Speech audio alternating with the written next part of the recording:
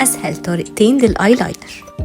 أول واحدة بأي قلم ليكويد آيلاينر تحبيه، ومن آخر جفنك اللي تحت تخلي السن يطبع ويعمل وينج، وبطرف السن تطولي الوينج زي ما انت عايزة وتكملي الخط قريب من خط الرموش بتاعك. الطريقة التانية بفرشة الآيلاينر الرفيعة سواء مع الجل أو مع القلم. خلي دايما جفنك اللي تحت هو الجايد بتاعك. برسم خط رفيع كأني بكمل الجفن اللي تحت وانا طالعة لفوق،